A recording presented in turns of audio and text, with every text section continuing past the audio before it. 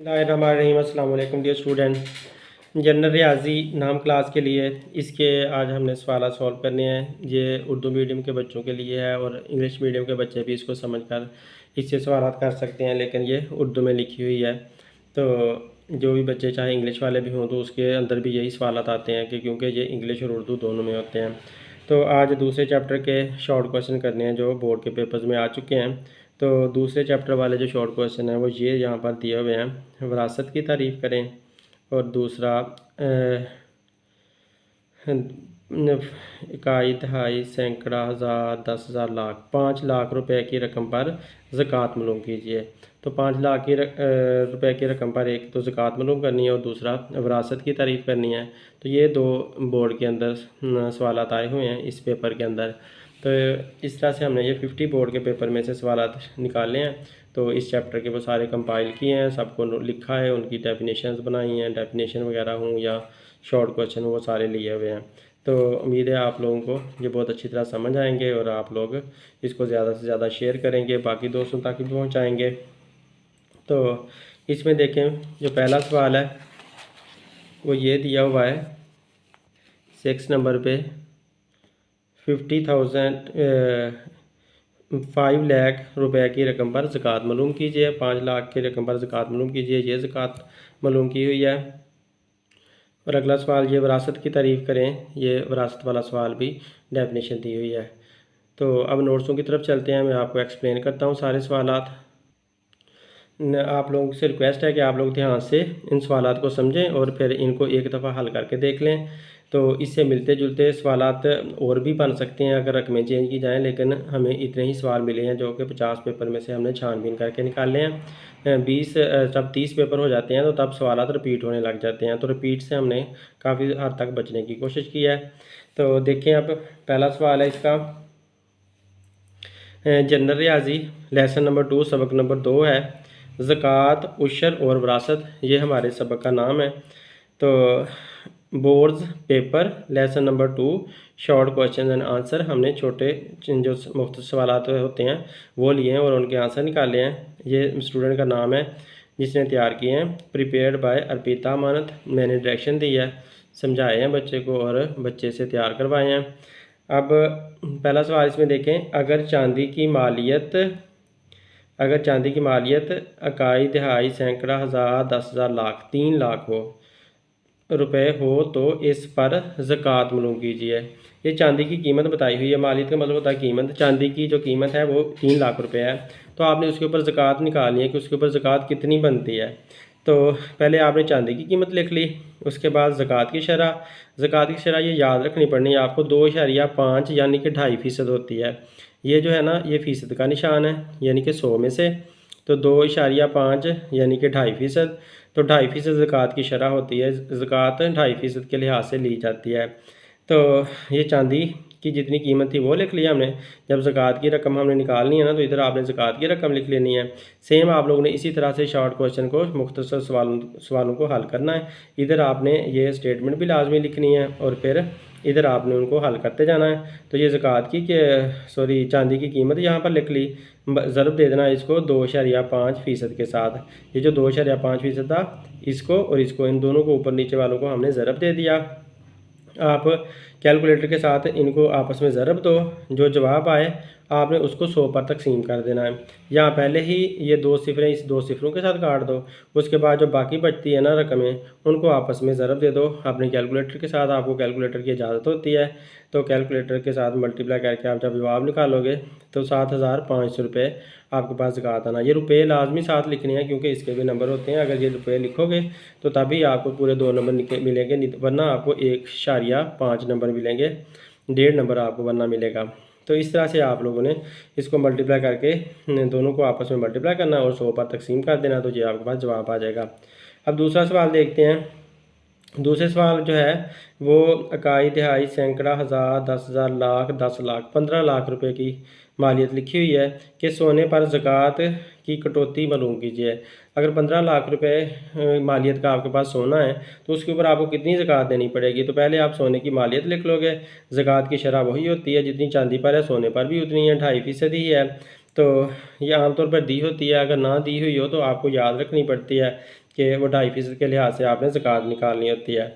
तो जब ज़कात निकाली तो आपने उसके साथ ज़रब दे दिया, इधर ज़कात की रकम लिख दी, इनको आपस में ज़रब दिया। ज़रब देने का वही पहले वाला तरीका है, पहले सवाल के साथ की तरह ही है। इन दोनों को आपस में ज़रब दे देना और 100 पर तकसीम करना। ये 100 कहाँ से आता है? ये जो फ़ीसद है ना, इसकी वजह से 100 आता है। ये जो फ़ीसद का निशान है, इसका मतलब होता है 1/100। तो इस फ़ीसद की वजह से 100 आ गया। एक तो ऊपर आ जाता है, ऊपर ना लिखें, एक नीचे 100 आ जाता है इस फ़ीसद के निशान को ख़त्म करने से। तो अब इनको दोनों को ज़रब दिया, 100 पर तकसीम किया, तो ये जवाब आ गया। अब अगला देखें, 40 ग्राम सोने पर ज़कात मालूम कीजिए जबकि सोने की कीमत 3500 रुपये फ़ी ग्राम हो। तो 40 ग्राम की आपने पहले कीमत मालूम करनी है कि 40 ग्राम की कितनी कीमत होगी। तो 40 ग्राम सोने का वज़न कितना है? वो 40 ग्राम है। और सोने की कीमत फ़ी ग्राम कितनी है? 1 ग्राम की कीमत तो 3500 रुपये है। जब 1 ग्राम की कीमत 3500 है तो 40 ग्राम सोने की कीमत कितनी होगी? आप 3500 को 40 के साथ ज़रब दे दोगे। तो इन दोनों को जब आपने आपस में ज़रब दिया ना, तो आपके पास ये जवाब आ गया। कैलकुलेटर से सिंपली ज़रब दे लो तो ये जवाब आ जाएगा। तो ज़कात की रकम अब आपने मालूम करनी है। तो ज़कात की रकम मालूम करने के लिए आप क्या करोगे? पहले की तरह ज़रब दे दोगे। तो ये जो आई थी कीमत, उसको आपने यहाँ पर लिख लिया, उसको ज़रब दे दिया 2.5 के साथ। और जो 2.5 का जो फ़ीसद था ना, फ़ीसद का निशान था, उसकी वजह से नीचे 100 आ गया। तो इसके साथ आपको दोनों को आपस में ज़रब दिया, 100 पर तकसीम किया, तो ये हमारे पास जवाब आ गया। 3500 रुपये जो है ना, आपको ज़कात अदा करनी पड़ेगी 40 ग्राम सोने के ऊपर। अब देखें यहाँ पर 1 लाख रुपए पर 10% के हिसाब से उशर की मालियत मालूम करें। तो 1 लाख रुपया है आपके पास, 10% के लिहाज से हमने मालूम करना है। तो कुल मालियत 1 लाख रुपये लिख दी। उशर की शरह 10% है, वो 10% लिख दिया। उशर की रकम मालूम करनी है तो आपने वही पहले की तरह ही करना है। तो 1 लाख को ज़रब आपने 10% के साथ कर देना है। फ़ीसद की वजह से नीचे 100 आ जाएगा, 10 का 10 आ गया। इन दोनों को आपस में ज़रब दिया, 100 पर तकसीम किया, तो ये आपके पास जवाब आ जाएगा। इतने रुपये आपको उशर के पैसे देने पड़ेंगे। एक आदमी ने इकाई, तिहाई, सैकड़ा, हज़ार, 10,000, लाख, 10 लाख, 24 लाख रुपए मालियत की जायदाद छोड़ी। मतलब जब वो फोत हुआ ना, तो उसने 24 लाख रुपए की मालियत के की जायदाद वगैरह, उसकी जो कुछ भी ज़मीनें थी या कुछ भी था, वो उसने छोड़ा और फोत हो गया। इसमें से इसकी बीवी का हिस्सा मालूम करें। तो बीवी का हिस्सा आपने बताना है कि वो कितना होगा। तो जायदाद की मालियत ये हो गई। बीवी का हिस्सा 1/8 होता है औलाद की मौजूदगी में। जब किसी फादर की, किसी मालिक की बीवी हो और 7 बच्चे भी हों, तो तब जो बीवी होती है ना, उसको 1/8 हिस्सा मिलता है, क्योंकि बाकी हिस्सा सारा बच्चों को मिलना होता है। तो आपने इसका 1/8 हिस्सा निकालना है। तो आपने बीवी की हिस्से की मालियत लिख लेनी है इस तरफ, और इधर आपने जो भी ये पैसे थे ना, उसको आपने 1/8 के साथ ज़रब दे देनी है। तो 1/8 ज़रब ये कर दिया, तो इसका मतलब ये हुआ, इसको अंदर रख के आपको 8 पर तकसीम करना होगा। आप इसको अंदर रख के जब 8 पर तकसीम करोगे ना कैलकुलेटर से, तो ये आपके पास जवाब आ जाना है। तो ये उसने बीवी को ये वाले पैसे देने हैं। जो बाकी पैसे बचेंगे ना, इसमें से आप इसको माइनस कर लो, जो बाकी पैसे बचेंगे वो बच्चों को मिलेंगे। अब इसमें देखें, इकाई, तिहाई, सैकड़ा, हज़ार, 10,000, लाख, 10 लाख, 50 लाख रुपए की रकम पर आपने ज़कात मालूम करनी है। तो यहाँ पर कोई और रकम भी दे सकता है आपको पेपर के अंदर, तो आप उसको भी इसी तरह से हल करोगे। तो यहाँ पर 50 लाख रुपए की रकम है, तो 50 लाख की रकम को आपने ज़कात की शरह के साथ ज़रब कर देना है। ज़कात की शरह 2.5 है। आप इनको आपस में ज़रब करोगे। ये जो फ़ीसद है, इसकी वजह से आपने नीचे 100 लगा दिया, इन दोनों को ज़रब किया, 100 पर तकसीम किया, तो ये आपका पास जवाब आ गया। तो यूँ आपने ज़कात की रकम मालूम कर ली। अब अगर सोने की मालियत इतनी हो, इतने रुपए हो, तो इस पर ज़कात मालूम कीजिए। ये पढ़ के बता देता हूँ। इकाई, तिहाई, सैकड़ा, हज़ार, 10,000, लाख, 10 लाख, 11,10,000 सोने की मालियत है, तो उस पर आपने ज़कात मालूम करनी है। 11,10,000 रुपये सोने की मालियत है, इस पर आपने ज़कात मालूम करनी है। तो ज़कात मालूम करने के ये ज़कात की आपने शरह लिख दी। तो ज़कात की रकम आप जब लिखोगे तो ये इसके साथ आपने ये ज़कात की रकम जब मालूम करनी है, तो ज़कात की शरह के साथ आपने पहले की तरह ज़रब दे देना है। तो 2.5 के साथ ही है, तो 2.5 ऊपर लिख लोगे, नीचे 100 लिख दोगे। 100 कहाँ से आया? इस फ़ीसद की वजह से। इनको आपस में ज़रब दिया, 100 पर तकसीम किया, तो ये आपके पास कैलकुलेटर से जवाब आ जाएगा। तो अब फिर से वही वाली आया हुआ है, ये वही सवाल दोबारा आ गया घूम कर पिछला, तो इस पर आपने ज़कात की शरह इतनी है तो ज़कात की रकम आपने मालूम करनी है। तो पहले की तरह ही आप इसे भी सोल्व करोगे। तो ये रिपीट सवाल आ गया, तो इसको आपस में ज़रब दिया, 100 पर तकसीम किया, तो ये आपके पास जवाब आ गया।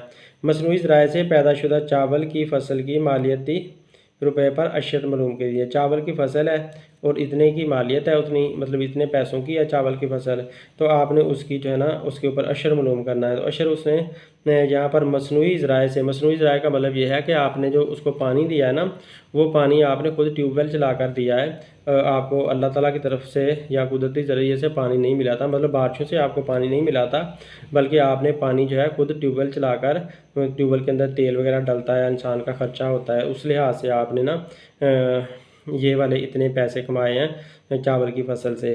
तो आप इसके ऊपर अशर मालूम करोगे, तो इसको आप 5% के साथ ज़रब दे दोगे, फ़ीसद के वजह से नीचे 100 आ जाएगा। इनको आपस में 5 को और इसको ज़रब किया, 100 पर तकसीम किया, तो ये पैसे आपको अशर की सूरत में देने पड़ेंगे।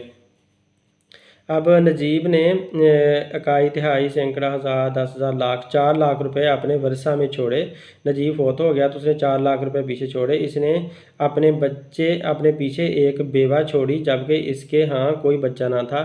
उसकी बेवा थी और बच्चा तो कोई भी नहीं था। तो नजीब की बेवा का हिस्सा मालूम करे। तो नजीब की बेवा का कितना हिस्सा होगा। तो जब कोई भी बच्चा ना हो तो तब 1/4 हिस्सा बेवा का होता है। तो अगर कोई बच्चा हो तो फिर 1/8 हिस्सा होता है, और अगर बच्चा ना हो तो फिर 1/4 हिस्सा होता है। ये आप लोगों को याद रखना पड़ेगा। तो क्योंकि अब बच्चा तो कोई है नहीं, तो ज़्यादा हिस्सा फिर बेगम को मिल जाता है, बीवी को ज़्यादा हिस्सा मिल जाता है।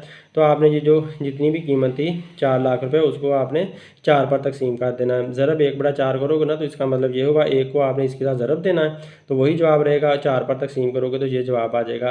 तो इतने जो पैसे हैं वो उस बेगम को, बेवा औरत को मिल जाएंगे। एक शख्स ने एक जायदाद, इकाई, तिहाई, सैकड़ा, हज़ार, 10,000, लाख, 10 लाख, 10 लाख रुपए मालियत, 30 लाख रुपए मालियत की छोड़ी। तो ये बंदा, अगर उसके यहाँ कोई बच्चा ना हो तो उसकी बेवा के हिस्सा मालूम करें। तो 30 लाख की जायदाद छोड़कर मर गया ये बेचारा, और कोई बच्चा भी नहीं था, तो बेवा को फिर वही 1/4 हिस्सा मिलेगा। तो आप इसको 30 लाख को 1/4 के साथ ज़रब दोगे, तो 1 को जब इसके साथ ज़रब दोगे तो यही रहेगा। 4 पर तकसीम किया तो ये पैसे आ गए। इतने पैसे उस बेगम को मिल जाएंगे। तो मसनूई ज़राए से पैदाशुदा, फिर दोबारा मसनूई ज़राए वाला आ गया, तो इसके ऊपर आपने अशर मालूम करना है। तो मसनूई ज़राए से आपको बताया था कि 5% के लिहाज से अशर होता है। तो आप इसको 5% के साथ ज़रब दे दोगे, तो 5%, फ़ीसद का मतलब है 1/100। तो फ़ीसद की वजह से नीचे 100 आ जाएगा। इनको आपस में ज़रब दिया और 100 पर तकसीम किया, तो ये आपके पास जवाब आ जाना है। अब कुदरती ज़राए आ गया, पहले मसनूई ज़राए था ना, अब कुदरती ज़राए आ गया। तो कुदरती ज़राए जो होते हैं वो अल्लाह ताला की तरफ से, यानी कि बारिशों वगैरह से गंदम को तैयार किया, तो उसको इतने रुपए में उसने बेचा, तो इसके ऊपर अब कितनी उसको अशर की कीमत देनी पड़ेगी, तो तब 10% देनी पड़ेगी, क्योंकि उसका अपना खर्चा तो कोई हुआ नहीं था, सारे तो अल्लाह ताला की बारिश से उसने पैसे कमाए थे। तो इस वजह से फिर अशर ज़्यादा हो जाता है जब कुदरती ज़राए से कोई फसल पैदा की जाती है और उस पर उशर दिया जाता है, तो फिर उशर की शरह ज़्यादा हो जाती है। तो अब 10% हो गई है। मसनूई ज़राए की वजह से 5% दी, ये मसनूई ज़राए से 5% दी, तो अब कुदरती ज़राए की वजह से 10% हो गई है। तो याद रखना है, मसनूई से 5 होती है और कुदरती से 10% उशर की शरह होती है। तो आप 10 के साथ इसको ज़रब दोगे और परसेंट की वजह से, ये फ़ीसद की वजह से नीचे 100 आ जाएगा। आपस में ज़रब दिया, 100 पर तकसीम किया, तो ये जवाब आ गया। अब इसमें देखें, एक शख्स ने अपने पीछे एक बेवा और 4 बेटियां छोड़ी। अब एक बेवा औरत है, 4 बेटियां हों, तो इसमें से ये जो 4 लाख रुपए मालियती विरासत में हर एक का हिस्सा मालूम करें। तो 4 लाख रुपए पीछे छोड़कर मर गया, तो 4 लाख में से आपने बेगम को भी हिस्सा देना है और उसकी चारों बेटियों को भी देना है। तो बेगम का जो हिस्सा होगा, बेवा का हिस्सा, वो 1/8 होगा, क्योंकि पीछे बच्चे हैं ना, इस वजह से। तो आपने 1 को इसके साथ ज़रब देना है और 8 पर तकसीम करना है, तो ये 50,000 आपके पास जवाब आता है। तो आपने 4 लाख में से 50,000 को माइनस कर देना है, तो बाकी पैसे आपके पास आ जाएंगे। तो इतने पैसे बाकी बच गए। अब ये जो इतने पैसे हैं वो 4 बेटियों में तकसीम करने हैं। तो 4 बेटियों में तकसीम करने के लिए आपने बेटियों के पहले हिस्से लिख लेने हैं, 1 1 1, चारों बेटियों का 1 1 हिस्सा होगा। टोटल 4 दफ़ा 1 लिख लोगे, दरमियान में निस्बत के निशान लगा लेने हैं। फिर सारों को, इन सब को जमा करना है, 4 दफ़ा 1 को जमा करोगे तो 4 जवाब आ जाएगा। अब हर एक बेटी का हिसाब ने मालूम करना है, तो इस वजह से ऊपर, क्योंकि 1 है आपके पास, ये निस्बत 1 है, बेटी का हिस्सा 1 होता है, तो ऊपर 1 लिखेंगे और नीचे ये जो टोटल जवाब आया ना 4, वो 4 नीचे लिखेंगे। तो इसको 1 को इसके साथ ज़रब दिया, 4 पर तकसीम किया, तो ये जवाब आ गया। हर बेटी को इतना इतना हिस्सा मिलेगा। चारों चारों बेटियों को इतने इतने पैसे मिल जाएंगे। तो इस तरह से चारों ही बेटियों में जो बाकी पैसे बचे थे ना, माँ का हिस्सा निकाल कर वो तकसीम कर दिया हमने। तो मसनूई ज़राए से फिर ये मसनूई ज़राए वाली है, तो इस पर इशर मालूम करना तो ज़ाहिर है 5% के लिहाज से करना है। 5 के साथ आप ज़रूर दोगे और 100 पर तकसीम कर दोगे, तो जो जवाब आएगा वो ये इतने पैसे आएंगे मसनूई ज़राए के लिए। तो अगर एक शख्स ने अपने पीछे एक बेवा और इतने पैसे मालियत जदाद छोड़ी हो, तो इसके बेवे के हिस्से की मालियत क्या होगी। तो अब बेवा औरत अकेली है, तो आपने उसको हिस्सा देना, तो ज़ाहिर है 1/4 के लिहाज से आपने हल करोगे इसको। तो ये 15 लाख की कीमत जदाद थी और 1/4 के लिहाज से आपने बेगम को उसका बेवा औरत को हिस्सा दे देना है। तो एक को इसके साथ ज़रब दिया, 4 पर तकसीम किया, तो ये जवाब आ गया। इतने पैसे औरत को चले जाएंगे, बेवा औरत को। 10 तोला सोना और 40 तोले चांदी पर ज़कात की रकम मालूम कीजिए। 10 तोले सोना है टोटल और 40 तोले चांदी है। तो पहले आप 10 तोले सोने की कीमत मालूम कर लो, फिर 40 तोले चांदी की भी टोटल कीमत मालूम कर लो। तो जबकि सोने की कीमत 40,000 रुपये फ़ी तोला है और चांदी की कीमत 5,000 रुपये फ़ी तोला है। ये उसने ना 1 तोले की कीमत बताई है। सोने की 1 तोले की कीमत 40,000 है और चांदी की 1 तोले की कीमत 5,000 है। तो आपने पहले उनके ना टोटल पैसे मालूम कर लेने हैं। तो सोने की कीमत फ़ी तोला एक तोला सोने की कीमत कितनी है 40,000 और टोटल सोना कितना है, सोने की कीमत फ़ी 10 तोला, यानी कि 10 तोले टोटल सोना था ना, तो 10 तोले की कीमत कितनी बनेगी। तो 10 के साथ इसको आप ज़रब दे दोगे, तो ये 10 तोले सोने की कीमत आ गई, क्योंकि टोटल सोना 10 तोले था ना, इसी वजह से।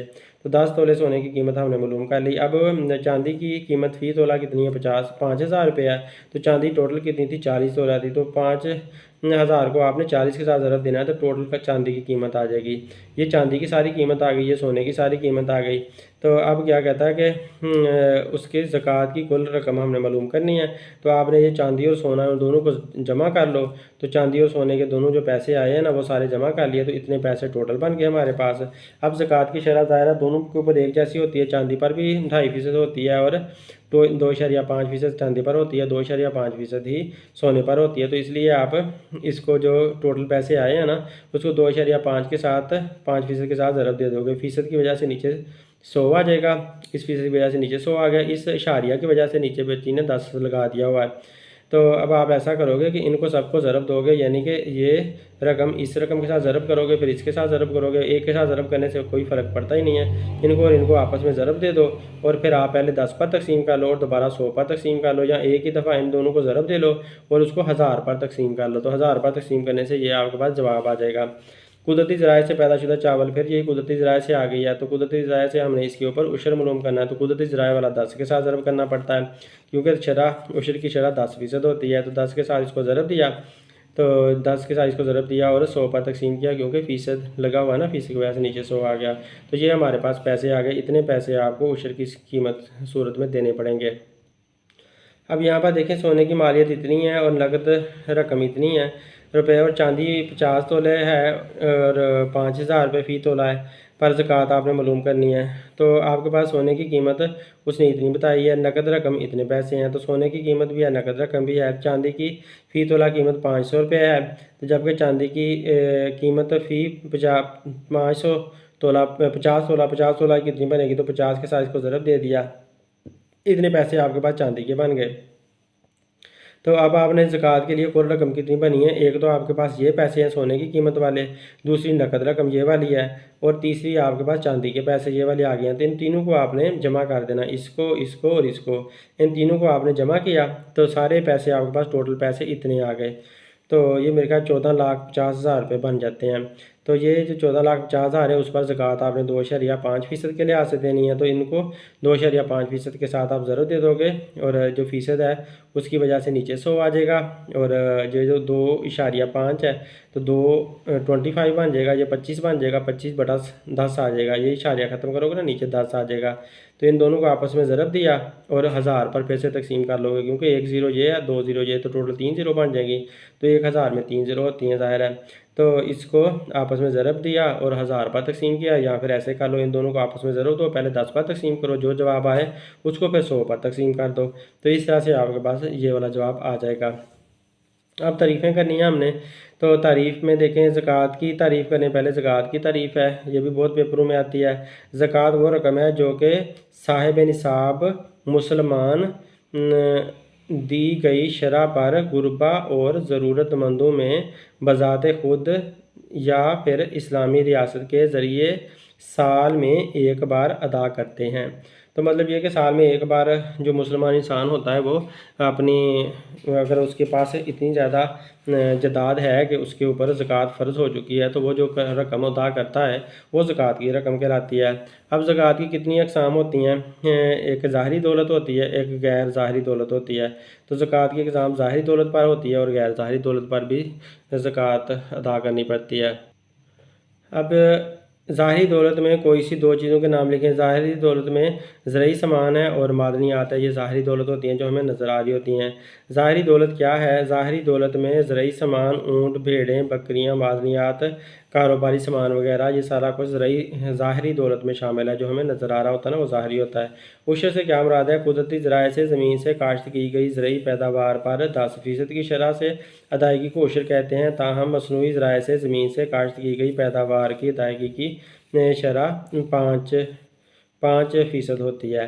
तो अगर हम कुदरती ज़राए से यानी कि अल्लाह ताला के तरीक़ों से कोई फसल पैदा करते हैं तो उसके ऊपर हमें 10% के लिहाज से उशर देना पड़ता है, गरीबों मस्कीनों में तकसीम करना पड़ता है। जबकि मसनूई तरीके से यानी कि अगर आप तेल जलाकर तेल खर्च करके, पेट्रोल खर्च करके ट्यूबवेल चलाते हैं और फिर उसके ज़रिए से आप कोई फसल पैदा करते हैं और उसकी जो कीमत होती है उसे बेचते हो, तो उस पर आपको 5% के लिहाज से गरीबों मस्कीनों में उशर देना पड़ता है।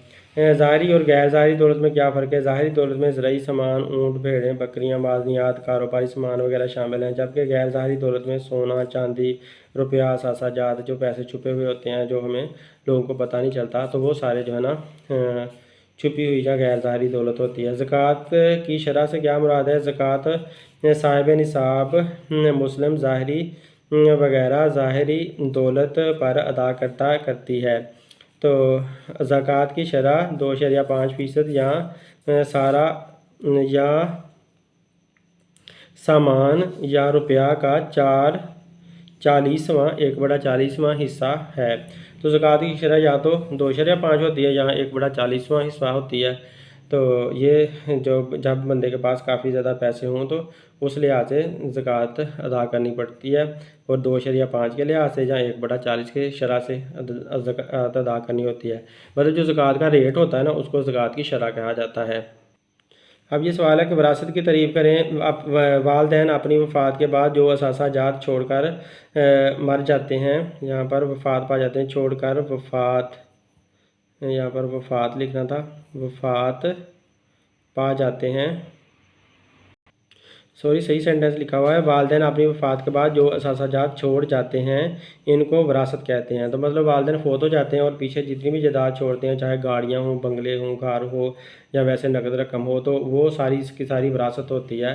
वो सारी विरासत बच्चों में और बेवा औरत में तकसीम कर दी जाती है।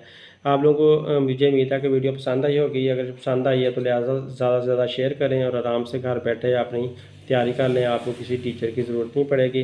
तो और बच्चों को भी ये पहुंचाएं। इंग्लिश मीडियम, उर्दू मीडियम के सारे बच्चे इससे तैयारी कर सकते हैं।